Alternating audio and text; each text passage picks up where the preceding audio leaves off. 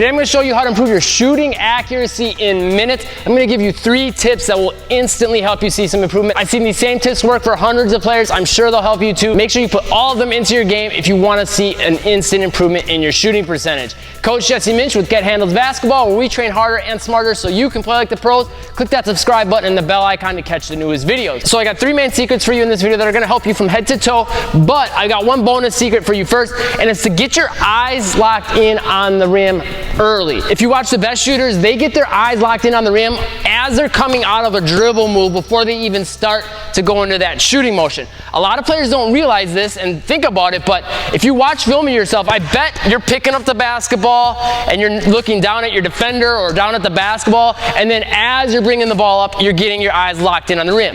That's going to be a problem for a couple reasons. Number one, it doesn't allow you to get your total body aligned the way you want it for your shot before you get into it, so now you might be a little bit off center with where you are. Second, it just doesn't give you enough time to really mentally process what the target is that you're aiming for. And what you aim for is huge. There's one little secret that I can give you that'll help you instantly improve your shooting percentage. When I'm working with a player and I start seeing them missing shots, I give them this one little cue and boom, they start making shots. And I've actually got a YouTube video I'm going to link you to at the end of this video that's going to show you exactly what that secret is, and it's got thousands of views and it's helped thousands of players also say they instantly improved their shooting percentage. Okay, so the first secret directly ties into that bonus tip. We talked about how you want to get everything aligned, right? So what should that look like? Well, typically coaches teach players to get 10 toes to the basket, get square to the basket. I've heard some coaches say different, and I recommend what the other coaches say, because if you watch like Steph Curry, Klay Thompson, all the best shooters, they're typically going to have their shooting side slightly forward. And what that'll amount to usually is the shooting side foot a little forward and their feet tilted a little bit, so they're not directly pointing to the basket, they're slightly offset,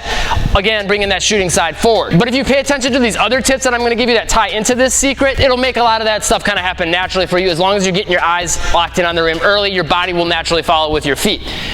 I like to personally use the base of my palm on my shooting hand and try to get that aligned.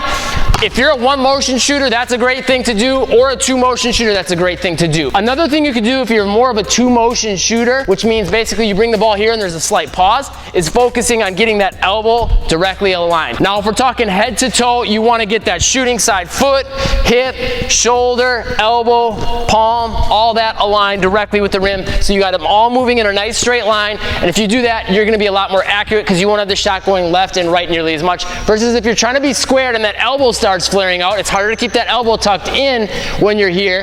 If you're to the side, it's a little bit more natural and comfortable to keep that elbow in, and now you don't have the shot going side to side and doing all kinds of funky things like that. But leave me a comment, let me know who you think has the prettiest shooting form. Second big secret is on that follow through, focusing on picking a finger that's your release finger. And I shouldn't really say picking a finger, it should be more about finding a finger. Now, you typically want it to be either your pointer finger or your middle finger, and I'm going to give you a tip to make sure this is consistent, but I would go through some shots, take some shots and kind of pay attention to what you're doing, or even better, more ideally, film yourself like in slow motion if you got like an iPhone or a good camera, or even if it's not a great camera, you could probably pause it and freeze frame and say, okay, which finger is the basketball touching last when I release? And it'll usually be either your pointer finger or your middle finger. If it's one of these other fingers, that's a problem. Some players will also get a split finger release where both of these 2 fingers are kind of releasing at the same time. Figure out what you're doing, and then once you've got that figured out, you can make your shot much more accurate and consistent by focusing on how you release the basketball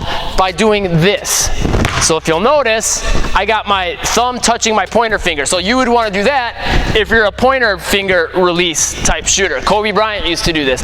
Or if the middle finger is more comfortable for you, go with that. And if you're more of a split finger, just have your thumb come right in between those 2 fingers like this. So it's going to change depending on your shot, but if you do that consistently, that'll build muscle memory to get a consistent release on your shot, number 1. And number 2, it'll give you that tactile response. Basically, you'll be able to feel what's happening, so you don't have to focus on watching your fingers and what it's doing. You can keep your eyes, once again, focus on the rim and go completely off feel with the shot and just worry about putting the basketball in the hoop. Final secret is getting better control with your shooting hand and getting rid of guide hand interference. So it's kind of 2 things that tie in with each other. So to get better control over that shooting hand, get your hand nice and wide on the basketball, not here, here. Get it wide. Typically, a lot of players I've heard say they don't like their palm touching the basketball, but some shooters like Kyrie Irving, his palm is actually on the basketball. Me, I tend to have my palm on on the basketball as well, and I find that works well for me. Go with what's comfortable for you, but make sure the hand is wide and you're getting a good grip on the basketball so you have really good control on that shot. That'll help eliminate a lot of guide hand issues so you don't feel like you have to get it involved. But you might, even if you have great control over this hand, or you're doing a lot of one-hand form shooting and feel like I got great control, you still might have a guide hand problem. And that might be because you have built-in muscle memory with this guide hand